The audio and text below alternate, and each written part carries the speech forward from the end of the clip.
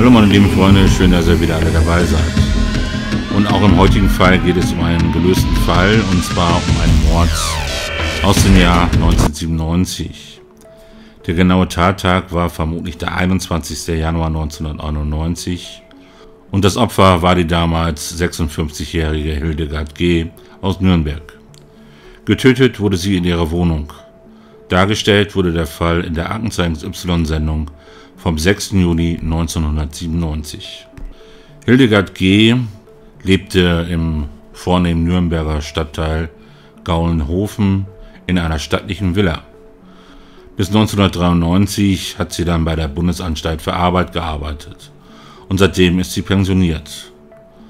Sie lebt seit dieser Zeit unter anderem von einigen undurchsichtigen Finanzgeschäften. Ein glückliches Händchen hat sie allerdings bei ihren Geschäften nicht wirklich, denn im Laufe der Jahre haben sie Schulden in Höhe von 500.000 D-Mark angehäuft. Aber trotzdem pflegt Hildegard einen hohen Lebensstandard. Sorgen um ihre Existenz muss sie sich auch nicht machen, denn ihre Gläubiger, also den Leuten, die sie das Geld schuldet, sind wohlhabende Männer, zu denen Hildegard gute, teilweise auch sexuelle Kontakte pflegt. Und im Januar 97 bietet sich dann für die 56-Jährige die Chance auf ein großes Geschäft und die Möglichkeit, ihre Schulden auf einmal zurückzuzahlen. Und in der Zeit pflegt sie einen intensiven Kontakt zu einem ca. 55 Jahre alten Mann mit silbergrauen Haaren, der lange Zeit im Mittelpunkt der polizeilichen Ermittlungen steht. Am 12. Januar, 12 Tage bevor sie tot aufgefunden wird, trifft sie wahrscheinlich den Unbekannten in der Nürnberger Gaststätte Schalander. Am selben Abend wird sie erneut mit dem Unbekannten gesehen, diesmal an einer Tankstelle in der Innenstadt. Sie kauft einen 6er-Pack Bier und Marlboro-Zigaretten, obwohl sie Nichtraucher ist. Am 13. und 14. Januar ist Hildegard sehr aktiv und telefoniert viel von ihrem Anschluss in Gaulenhofen. Unter anderem ruft sie da einen Arzt aus Kassel an, mit dem sie seit 1992 eine Liebesbeziehung unterhält. 3 Jahre zuvor hatte der Arzt ihr schon 150.000 Mark für ein dubioses Geldgeschäft geliehen.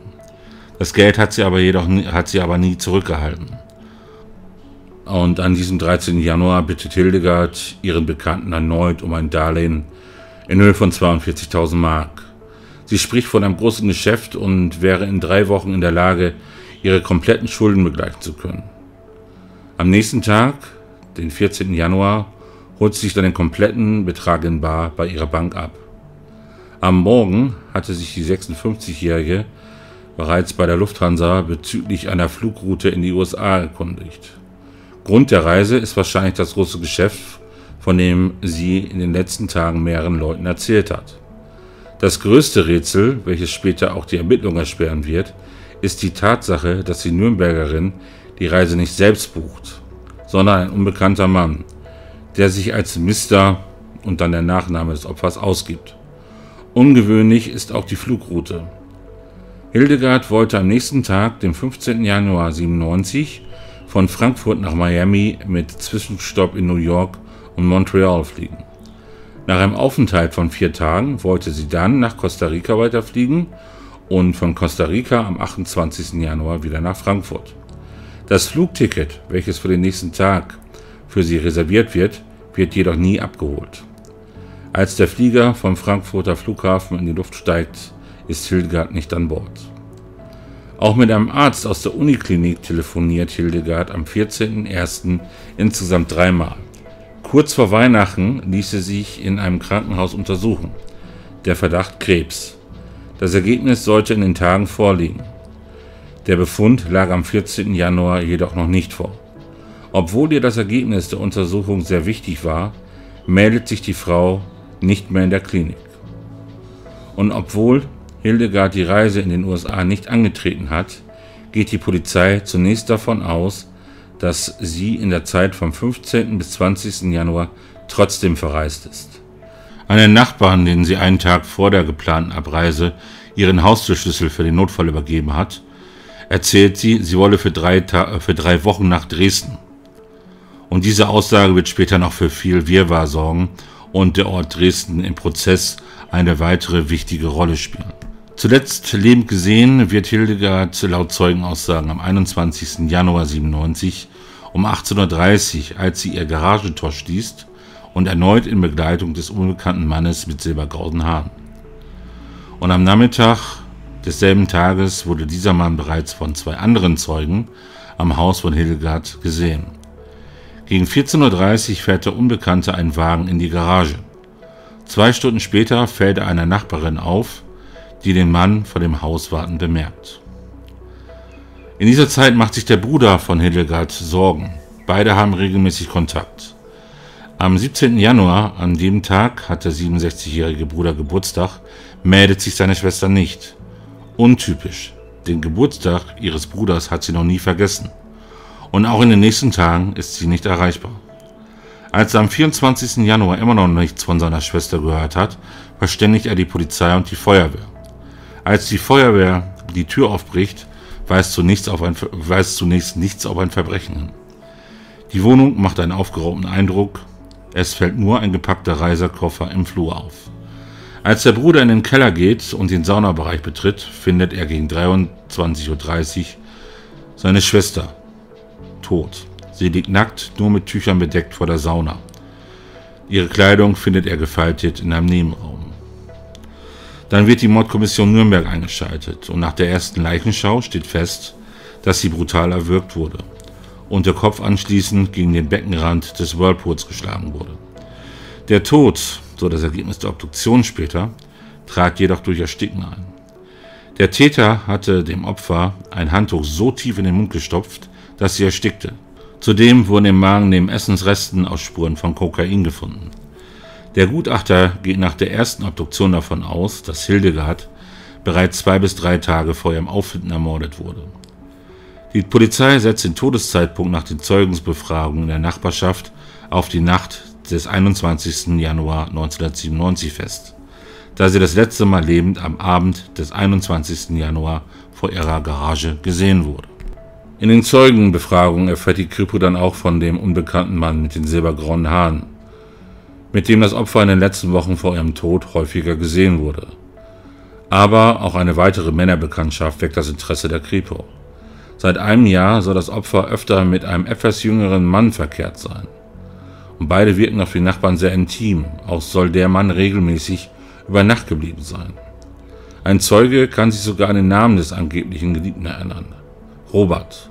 Die Identität beider Männer kann die Polizei jedoch zunächst nicht klären. Im Heizungskeller, der an den Saunabereich eingrenzt, wird ein blutiger Handschuh gefunden und kriminaltechnisch untersucht.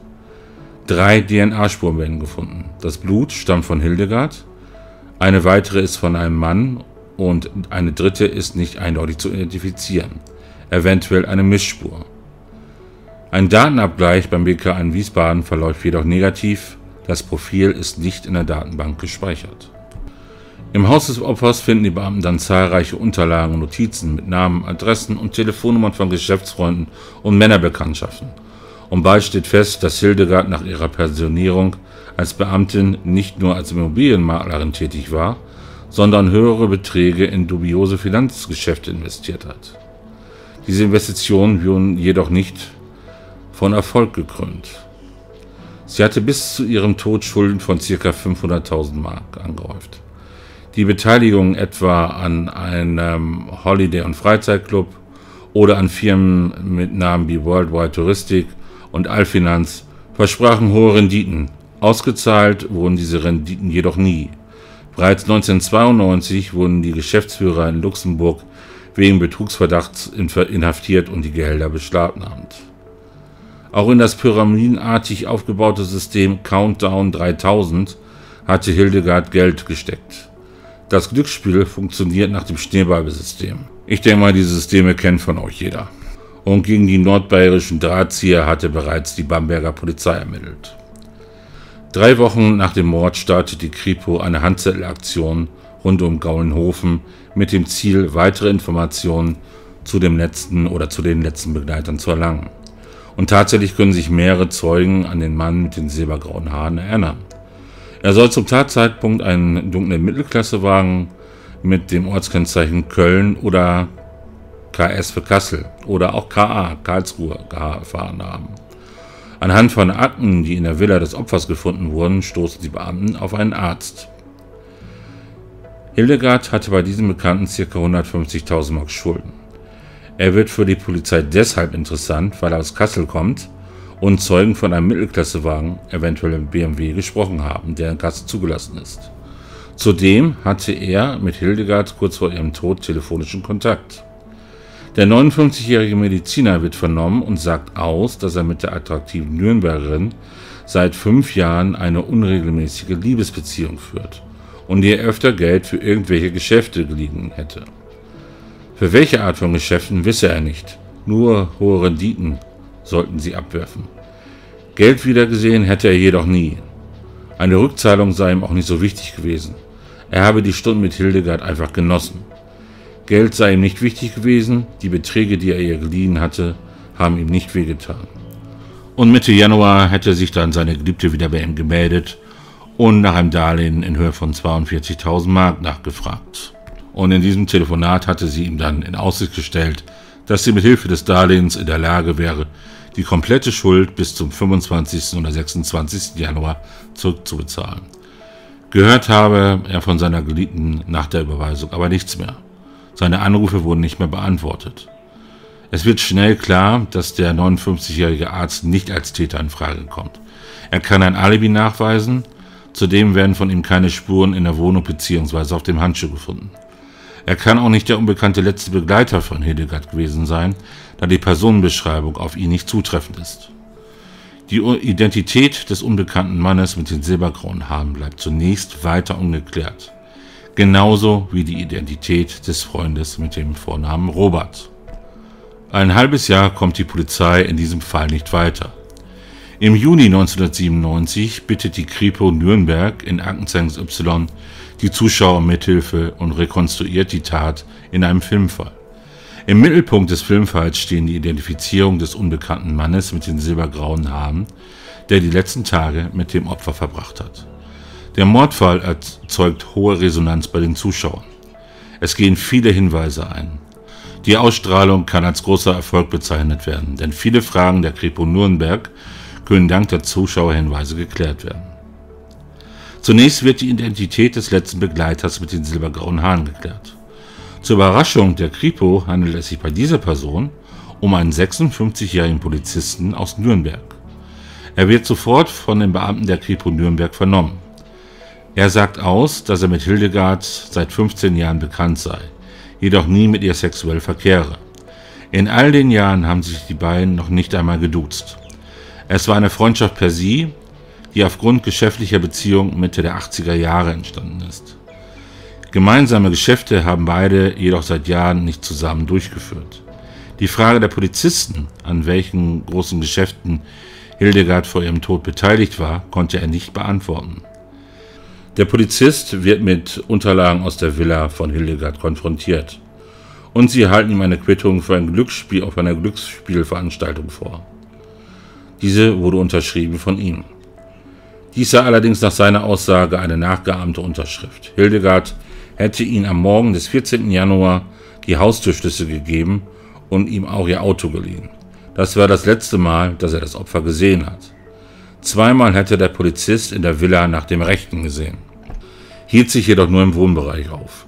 Beim weiteren Besuch brachte er das Auto zurück und stellte es in der Garage ab. Weil er jedoch seine Schuhe verschmutzt hatte, ging er nur ins Bad. Für den Tattag kann der 56-Jährige kein Alibi vorweisen. Für die Zeit davor, als Hildegard angeblich verreist war, kann er jedoch belegen, dass er in dieser Zeit nicht mit ihr unterwegs war. Auch im Knast wird ja Aktenzeichen Y geguckt und Hinweise aus der JVA nicht selten in der Historie der Sendung. Diesmal wird die Sendung, wie schon gesagt, am 6. Juli 1997 in der JVA Mainz verfolgt. Stefan L. sitzt in der JVA wegen Autoschieberei ein und teilt sich an diesem Abend eine Zelle mit einem Mann, der kurz nach dem Mord an Hildegard im Februar 1997 mit einem Komplizen den Aldi-Konzern um 4 Millionen erpressen wollte. Beide wurden bei der Geldübergabe von der Polizei gefasst. Beide Nürnberger werden verhaftet, einer war als Geldkurier beteiligt, der andere war der Drahtzieher.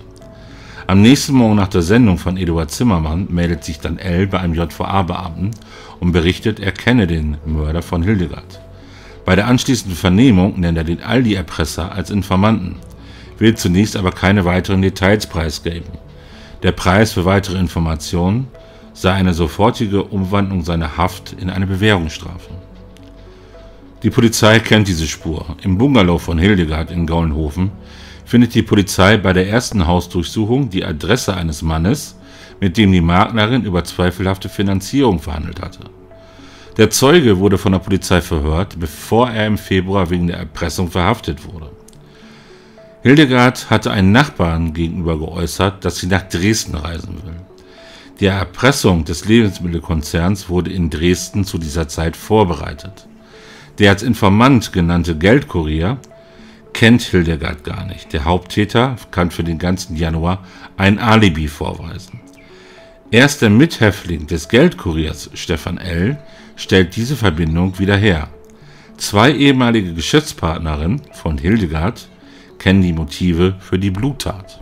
Der Zeuge, Staatsanwaltschaft und die Kripo Nürnberg wären sich jedoch nicht handelseinig. So behält der Zeuge L. die Informationen für sich, gibt nur einen Aktenordner heraus, in dem der Name des Mörders zu finden sei, und nannte den Ex-Zellengefährten als Informanten. Die Polizei verzichtet in Absprache mit der Staatsanwaltschaft darauf, die Spur weiter zu verfolgen. Wahrscheinlich auch ein Grund, warum diese Spur nach Dresden von der Polizei abgehakt wurde, ist der Ermittlungserfolg, dass die Polizei einen weiteren Mann aus dem Bekanntenkreis des Opfers identifizieren kann. Es ist der sogenannte Robert, der mit Hildegard nach Zeugenaussagen näher bekannt war. Im Juli 97 wird die Villa des Opfers zwangsversteigert, um die Gläubiger von Hildegard zu befriedigen. Ein Nürnberger Auktionshaus übernimmt die Vorbereitungen für die Versteigerung. In einer Kommode im Wohnzimmer findet die Angestellte des Auktionshauses, sorgfältig eingewickelt in eine rosa Tischdecke und in einem Stapel anderer Leintücher versteckt, neben handschriftlichen Aufzeichnungen 4 Überweisungsbelege aus den Jahren 91 und 92, Empfänger Robert F. im französischen Metz. Hildegard hatte F. im Laufe der Jahre immer wieder Geld geliehen. Die Summe beläuft sich auf 65.000 Mark. Hinter einem Bilderrahmen findet die Frau Liebesbriefe von Hildegard an den Franzosen. Diese waren bei der ersten Hausdurchsuchung durch die Kripo nicht gefunden worden. Robert F. wird sofort von der Kripo Nürnberg vernommen. Nach der Scheidung hatte sich der 44-Jährige in Baden-Württemberg niedergelassen, bevor er nach Baden-Baden umzog. Hatte er auch in München gewohnt. In Baden-Baden versuchte er sein Glück als Schmuck- und Antiquitätenhändler, jedoch mit wenig Erfolg.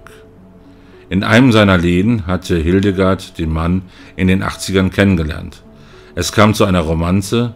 In seinen Vernehmungen gibt Robert F. jedoch an, Hildegard seit 1989 nicht mehr gesehen zu haben. Für den Tattag, den 21. Januar 97, gibt er ein Alibi an.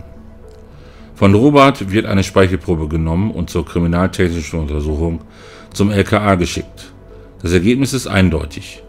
Im ganzen Haus von Hildegard werden Spuren von ihm gefunden. Auf einem Handschuh, der in unmittelbarer Nähe der Leiche gefunden wurde, befinden sich DNA-Spuren von ihm. Ebenso auf den Bierflaschen der Marke Ecopilz, das war das Bier, was sie damals an der Tankstelle gekauft hat. Robert gilt jetzt als dringend tatverdächtig, aber überführt ist er noch nicht. Es wird insgesamt noch ein Jahr dauern, bis er festgenommen wird. Insgesamt werden in diesem Zeitraum weitere 450 Personen überprüft. Viele Speichelproben werden genommen. Nur Spuren von Robert werden jedoch in der Nürnberger Villa gefunden. In diesem Jahr versucht die Polizei alles, um ihn zu überführen. Keine leichte Aufgabe, denn der Verdächtige hat ein Alibi, aber auch ein starkes Motiv. Robert ist hoch verschuldet, seine Verbindlichkeiten belaufen sich auf über 400.000 Mark. Hildegard hatte ihn über die Jahre hinweg immer wieder finanziell unterstützt. Das letzte Mal im Jahr 92 mit einem hohen 5-stelligen Betrag per Postanweisung, das von Robert in Metz abgeholt wurde, und zwar persönlich. Im Laufe ihrer Ermittlungen schaffte es die Kripo Nürnberg, Robert der Lüge zu überführen. Zeugenaussagen belegen, dass er ebenfalls die letzten Tage vor dem Mord mit Hildegard verbracht hat. Das letzte Mal soll er in Gaulenhofen am 14. Januar gesehen worden sein, einen Tag bevor Hildegard in die USA fliegen wollte. Er hatte dies in den ersten Vernehmungen jedoch abgestritten. Und eine Tatsache steht auch fest. Am 23. oder 24. Januar 97, zu einem Zeitpunkt, als Hildegard definitiv tot war, muss der Täter wieder in den Bungalow zurückgekehrt sein, um Spuren zu verwischen und einen höheren Geldbetrag, nämlich die Summe, die Hildegard am 14. Januar bei einer Bank im Landkreis Roth abgehoben hatte, gestohlen haben. Staubaufwühlung und Fingerspuren im Staub belegten diese These. Leider hatte der Täter jedoch Handschuhe getragen. Knackzeitpunkt ist jedoch der Todeszeitpunkt.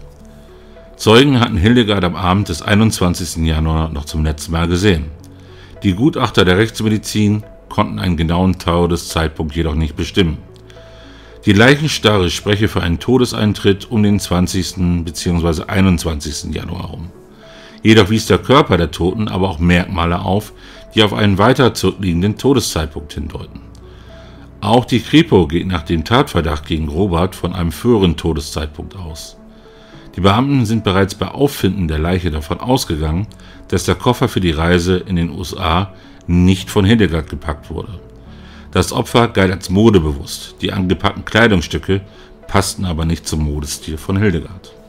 Als Robert in weiteren Vernehmungen nach längerem Leugnen zugibt, die Nacht vom 14. auf den 15. Januar mit Hildegard in deren Villa in Gaulenhofen verbracht zu haben, wird der Franzose 18 Monate nach der Tat in Baden-Baden festgenommen. Der Haftrichter erlässt 24 Stunden später Haftbefehl wegen Mordes aus Habgier und Unterschlagung. Die Staatsanwaltschaft erhebt Anklage unter anderem wegen Mordes. Am 30. Januar 2001, 4 Jahre nach dem Mord an Hildegard, wird gegen Robert der Prozess vor der Schwurgerichtskammer Nürnberg eröffnet. So, und da dieses Video dann definitiv hier zu lang wird, wir haben jetzt schon über 20 Minuten und jetzt noch der gesamte Prozess vor der Schwurgerichtskammer vom Landgericht Nürnberg kommt, der dann auch noch ziemlich lange dauern wird, beschließe ich dieses Video erst einmal und mache daraus Teil 1, wie ja schon in der Beschreibung angekündigt. Den zweiten Teil wird es morgen geben. Ich werde jetzt schon mal vorbereiten, aber es ist einfach so, die Videos werden in letzter Zeit immer sehr, sehr lang. Halbe Stunde, 3/4 Stunde. Und ich kann halt dementsprechend so an den durchschnittlichen Zeiten sehen, wie lange man sich diese Videos anschaut oder sich die anhört. Und ja, da merke ich einfach, dass zumindest für einen Großteil der Zuschauer oder Zuhörer diese Videos zu lang werden. Deswegen habe ich mich entschieden, ich mache daraus einen zweiten Teil. Und wie schon gesagt, der kommt morgen und dann geht es direkt mit dem Prozess gegen Robert weiter.